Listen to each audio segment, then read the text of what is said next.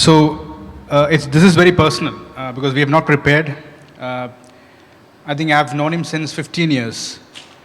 We've both started the career at the same time. I've seen him struggle. I've seen him drive that crazy car and to where he is now. How do you rate success, Ahmad? Starting and being a part of a sport that didn't exist in Oman was always going to be a challenge. We're talking about converting a hobby into something professional. That was always the barrier. The barriers were individual sports in Oman. When I started, it was mainly focused around team sports. I had this vision in me to see us progress as a country. To me, racing is all about seeing the flag on the podium and representing my country in the correct manner. It was always a challenge because, as I said, we were going into something new. And the idea was to create Oman Racing. The idea was to represent our country in different parts of the world and to progress in the correct manner. At that time, it was myself, it was Ali Al Harthy in sports. At that time, it was Fatma Namhani in tennis, Ali Al Harthy in football, sorry, and Fatma in tennis. And we were just a few of us. But I think it was more about trying to convince that message to, first of all, the most difficult part of it was to convey that message to my parents. Because without family support, it would have been impossible. And that is financial support, but more importantly, it's behind the scenes of support that I needed for their blessing to be a part of it, because I couldn't have done it without that, to be frank. The other struggle and challenge was, I went to university, I did my undergrads, I was working as an accountant at that time, as an auditor, and when was the point where I had to tell myself that now I have to stop that side of things and concentrate more on racing was a massive struggle in the same time. The other struggle was convincing partners to be a part of this program. How do you convince companies to support you, and especially when you're starting at the tough times, at small championships, where's the return on investment? So we converted that philosophy into not as an individual anymore, but treat it as a company and put ourselves and pitch towards these companies in the correct manner. It was always a dream for me to see three things, and it took time. To see an Omani racing driver, and to see him race for an Omani team, powered by Omani companies. And that was my DNA since I started, and that's how it has been always, alhamdulillah, and I'm proud to say that. And that came back to me many years later, when the championship organizer saw me on the podium at you saw that on the video after 24 hours of racing in Spa-Francorchamps, and to hear the national anthem, and he's like, Ahmed, I'm so proud to hear the Omani national anthem. And this is someone who lives in Europe, and because he knew how difficult it was. He knew how difficult it took for us to be where we were, and that was in 2019.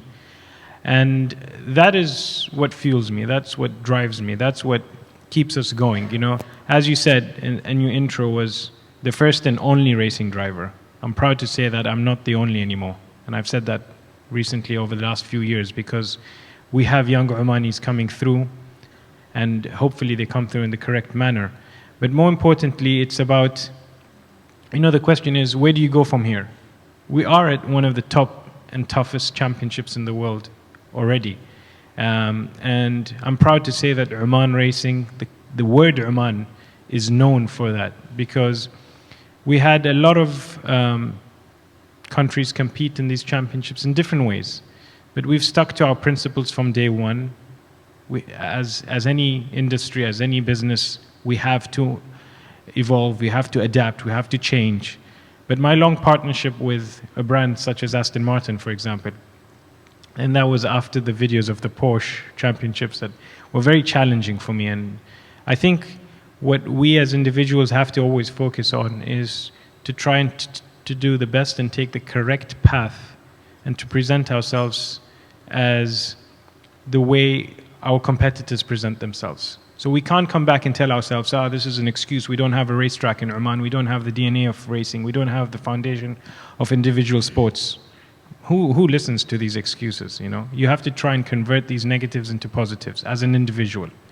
You know, every time I come back, when I was first starting to race, they're like, Ahmed, I'm not saying it's the media, I'm not saying it's the journalists, but they like to have that negative side sometimes and try and take it out of you. And they're like, how can you go racing against a person who lives an hour away and you've flown, you know, thousands of miles to come racing at a track that's new to you? So we just have to convert those and use them not as a negative, but to power us in a positive manner. And I think, you know, when I first started racing in the Middle East in 2006, it was a Middle Eastern Championship. And the struggle there was, where do we go next? You know, I'm finding out about my speed, I'm finding out about my talent. Am I talented? You know, that's not enough in the Middle East Championship. So we went to one of the strongest championships in the world, in Britain, in Formula Renault. You remember those days. And for me, there were 30, 35 cars on a racetrack. What was my first goal and objective? Was to be in the top 10. Because in the top 10, you could get a point. And to that was the same feeling as a podium. And it took time, but it came. And we left as a vice champion in that championship in 2008. And I think, looking back, you know, we were having this conversation yesterday with MHD ITIX in their annual event. And, you know, what happened, if I didn't get that phone call in 2005, 2004, that said, Ahmed, are you interested in coming and racing a go-kart race in Oman? And I was studying in the UK at that time. And I left the UK on my own without informing my parents, and I came back and surprised them, you know, with my... And what was the reaction? Well, I mean, from my parents' side, it wasn't a problem. I mean, for me, it was about competing and then getting spotted and then going to Bahrain and then another phone call coming. There's, you know, what happened if these phone calls didn't come? Would I be here today, having represented my country for over 16 years in motorsports? I'm not too sure. Would there have been another path for me and another goal? I think the most important thing for us as Omanis, we come from, you know, extreme talent in this country. There's unbelievable talent in different things. And I hope my journey will help ones in different fields, in accounting, in finance, in football, in tennis, in any kind of sport, that they can see that we can compete with the world's best. In 2006, if you told me I was going to race side by side with Giancarlo Fisichella, ex-Formula One driver, ex-Ferrari driver, racing a Ferrari next to me in a GT3 car, and us as a team, you know, it's not just me, it's a team, beating them to the podium, I would have said, you're dreaming, you know, there's no way that's ever going to happen. But today we are there, and we've achieved that, alhamdulillah. And there's so much more to achieve. I mean, we're not here to say that we've reached the top, we've reached the peak. It's about staying up in the peak and continuing and find new ways of representing your country in the best way possible.